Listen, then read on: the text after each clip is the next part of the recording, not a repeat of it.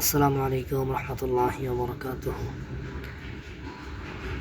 যেখান থেকে দেখছেন সবাইকে জানাচ্ছি আজকের ভিডিওতে স্বাগত।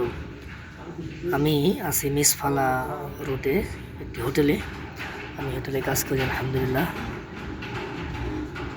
এই হচ্ছে মিসফালা কুবরি, যারা চেনেন মিসফালা কুবরি। আমি হচ্ছে হাজিদের খেদমতে, নাইজেরিয়ার হাজিদের ভিআইপি পার্সন আলহামদুলিল্লাহ। আমাদের হাজির সংখ্যা 1200 আলহামদুলিল্লাহ। তো যাই হোক, যেটা দেখার উদ্দেশ্য, আমরা এখানে কাজ করি। এখান থেকে হাইটে গেলে আমার রুমে 12 মিনিট লাগে। তো যখন আসি তখন আরও জ্যাম বেশি থাকে। তো এখন দেখেন কী পরিমাণে জ্যাম এখনও। এই যে বাইরে যারা বিভিন্ন জিনিস বিক্রি করতেছে, আসলে এটা আইনগত অপরাধ, এটা ঠিক আছে। আর এরা যখন পুলিশকে দেখে, এরা মানে আত্মরক্ষার জন্য দৌড়াদৌড়ি করে, বিভিন্ন দিকে ছুটে পালা, ঠিক আছে।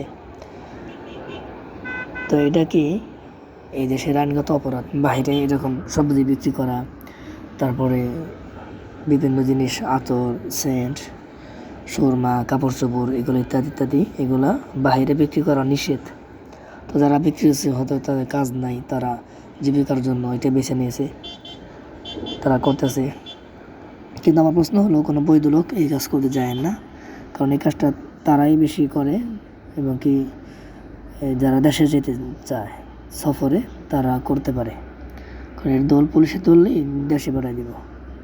এই জন্য কোনো বৈধ লোক কোনো অবৈধ কাজের সাথে জড়িত না থাকা চাই। অবৈধ বললাম এই জন্য, কারণ এটা আইনগত অপরাধ দেশে, ঠিক আছে। পুলিশ এদেরকে দেখলে ধরতে চায়, আর এরা পুলিশকে দেখলে এমনভাবে পালাবে, আপনি না দেখলে মানে বুঝে আসবেন আপনার।